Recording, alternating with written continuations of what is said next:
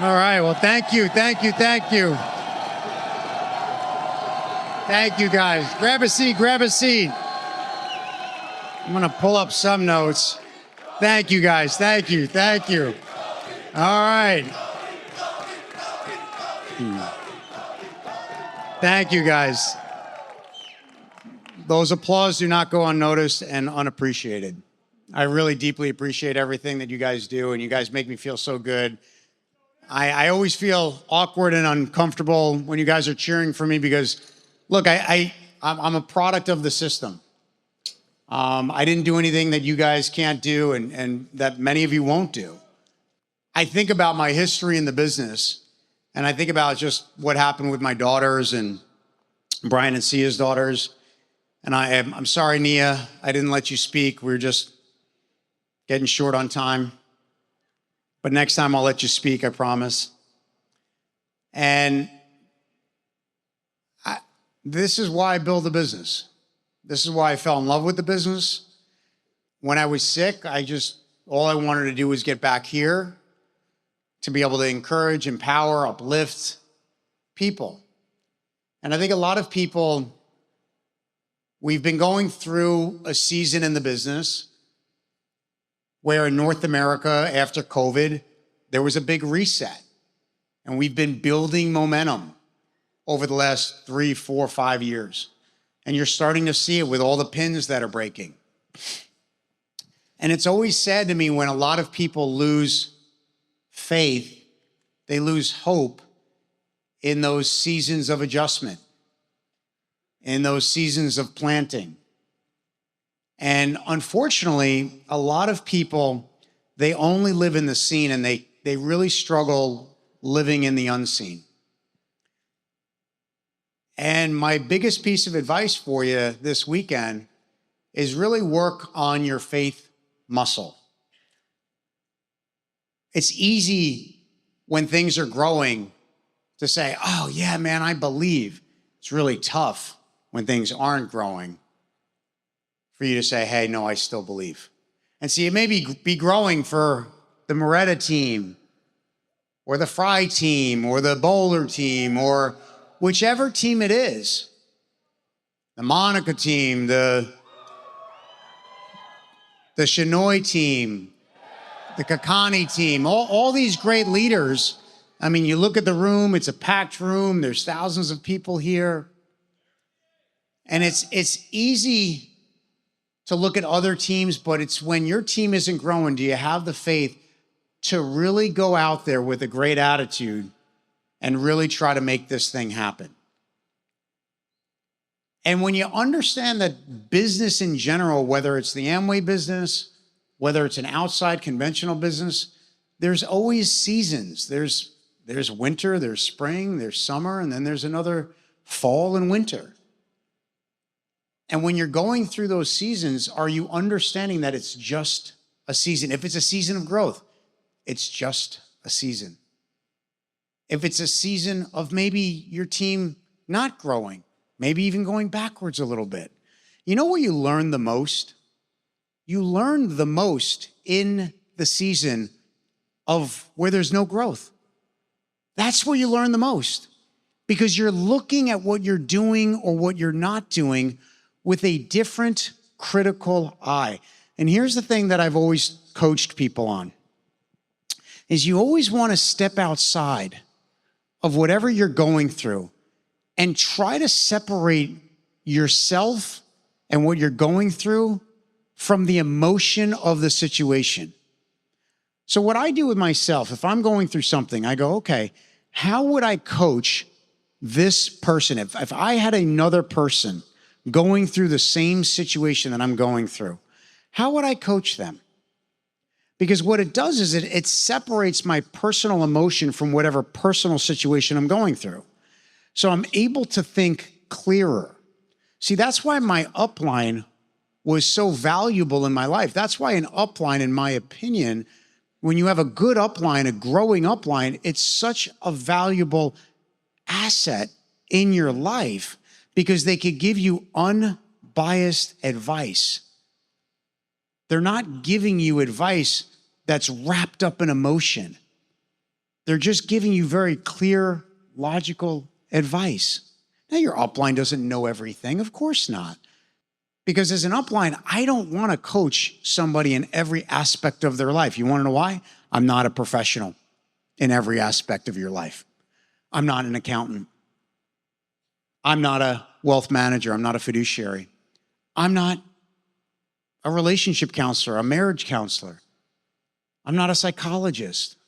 I'm not a lot of things. The one thing I'm good at is I'm pretty decent at building the Amway business. So where do I want to focus? I want to focus on helping you build the Amway business. Kobe Bryant used to talk about that a lot. And Kobe and Michael Jordan. I wasn't such a big basketball fan, but I've talked about them a lot for many years because I just loved Jordan's mentality. I loved Kobe's mentality, that Mamba mentality, where they were at a level and they just took the league, they took their team, they took whoever was around them to another level.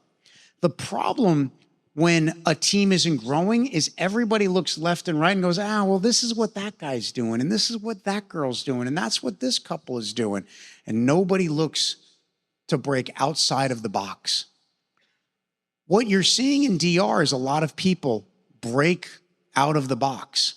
They're going, and here's the difference. A lot of people ask me, I've had 15, 20 people ask me this weekend, what's the difference between DR? And I'll say real simple. They are more hungry because of the quality of life that they have down in DR. See, they don't have as many choices and options as you do here. So when they see the Amway business and then they see what people have accomplished, they go, this is the thing that I'm going to do so that I could become successful in a way that I would never have been able to outside of the Amway business. See, what Amway is it's an opportunity. What does Amway do? They supply products, they manufacture products, and they have a compensation plan, right? They supply the compensation plan and they supply the products for us, which allows us to go out and build a business. But if you're new in here, what are you going to do with that opportunity? One of the greatest lessons that I ever had, which was literally about a 3-second lesson from Rich DeVos. We were out in Washington at a beautiful resort, and we had gone to one of the Trout Lake farms. And that night, we had a special gathering with Doug DeVos, Rich DeVos, and there was a good number of diamonds there. It was like a special group of diamonds there, and we all got to hear Doug ask Rich stories about the early days of Amway, and it was a really, really special night. And I'll never forget it. And then afterwards, we got to talk to Rich and meet him for a few minutes and just kind of just talk to him a little bit. And I remember my parents, Dennis and Danielle, we all went up and we all said something. And I said, thank you so much. You've changed our life. And he said, I didn't do anything. You did that. He goes, we just gave you the opportunity. He goes, but you built the business. And I was like, that's amazing. And it was so true. And I walked away going, yeah, he's right. But at the same time, I couldn't have done it without the opportunity. And I'm so appreciative of the Amway opportunity, but at the same time, Amway doesn't come in and build your business. I love the Amway Corporation. I love the people up at Amway. I mean, this business is so amazing. When I was going through cancer, the outpouring of love and support and people that were writing me and sending me things and praying and all this stuff. Like, I believe that this is my calling. I don't know what your spiritual background is, and me talking about that, I apologize if it offends you. If it offends you, well, I apologize. And I just remember being in the hospital and fighting for my life and wanting to live for Emerson. And Maddie wasn't even born. Frances was pregnant at that time and wanting to meet my daughter, my second daughter, who is so adorable. I mean, it is such a blessing that I'm even here. And I just remember having so much hope to be back in this room, sharing the testimony of what my life is. But my life is what it is because of, not because of Tony, it's because of this team and how much this team has poured into my life, which is why I will do this to the day I die, because, man, where you've been given much, man, much is expected to be given back.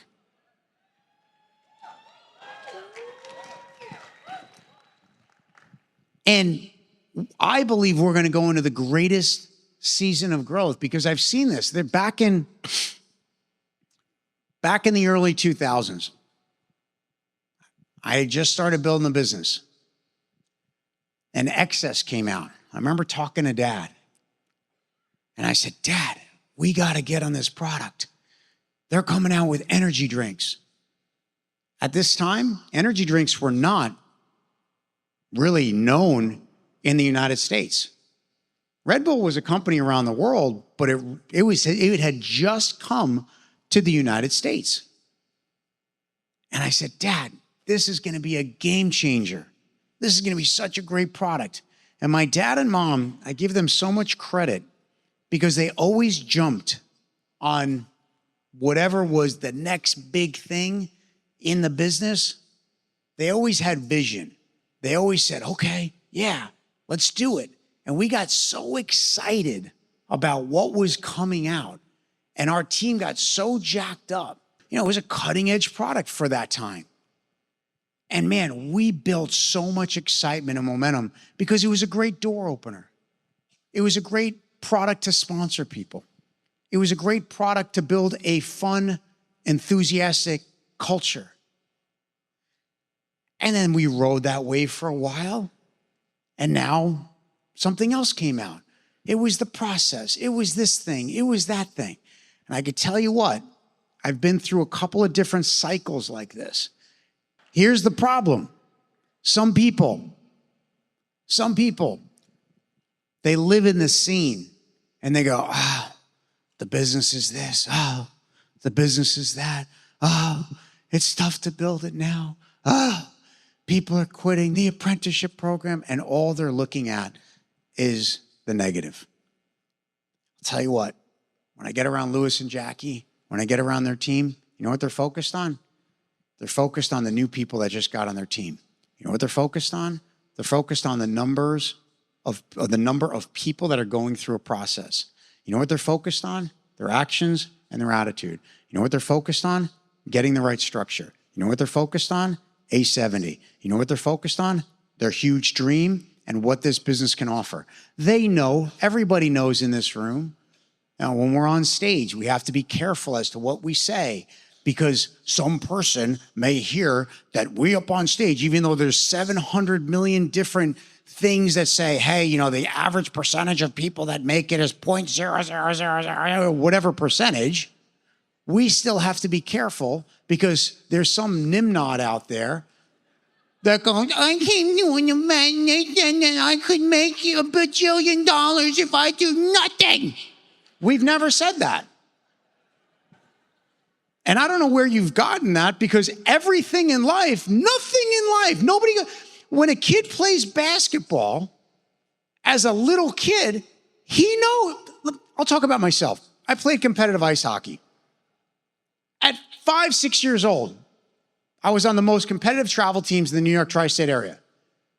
Went to states, went to nationals. Every year we were in the states. Not every year we went to nationals, but every single year we were in the running for the state championship. Every single year. At 6, 7, 8, 9, I didn't go, oh, this is so easy to get into the NHL. Everybody does it. But it's amazing how adults can't figure that out. Now, I know I'm preaching to the choir. I know you guys get that, and I know we are overly clear about that.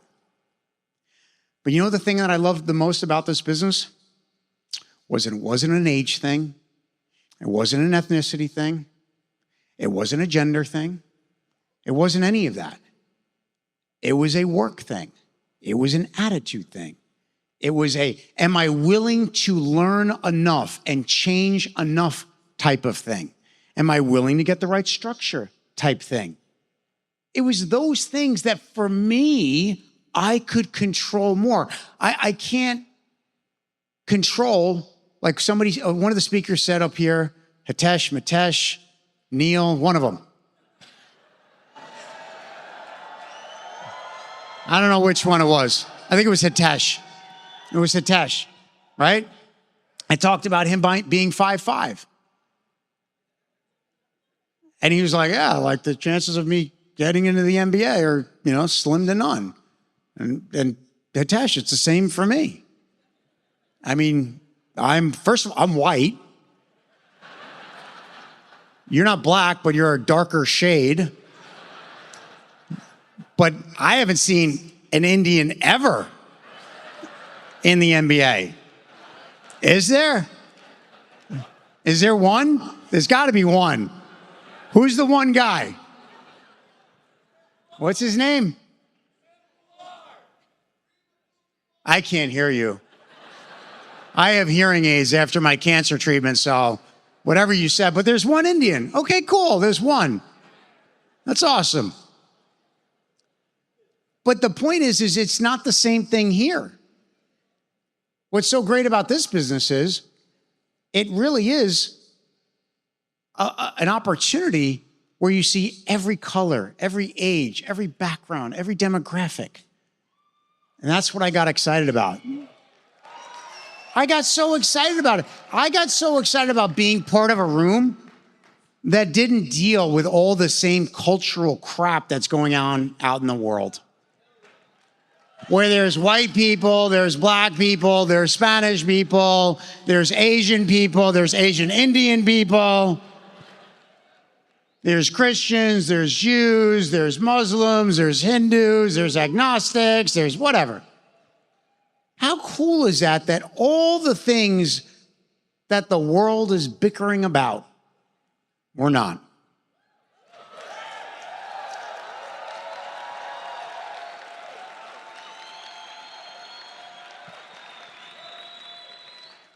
Life is such a blessing. Enjoy the journey.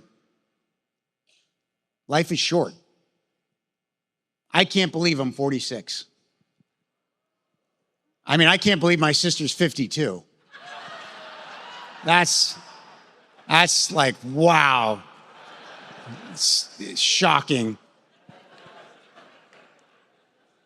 That's me just getting her back from a few functions ago when she was like, my brother's email is Tony P.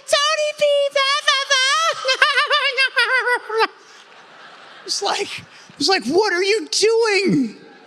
She was like, oh, I said his real email. I'm just kidding. That's not it.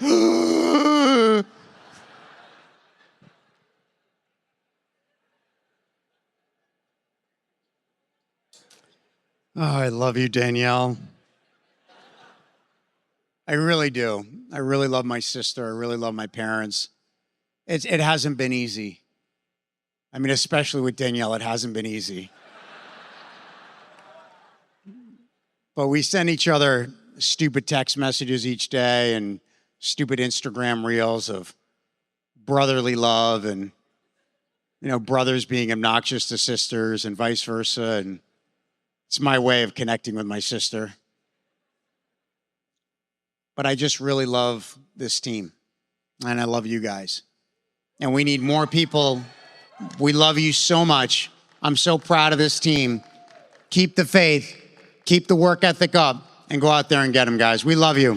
For the calendar year 2025, the average income from Amway for all U.S. registered IBOs at the Founders Platinum level and below was $750 before expenses. See www.amway.com/income-disclosure for details and the most up-to-date information. Earnings depend on many factors, including customer base, business experience, effort, dedication, and quality and performance of the downline sales team.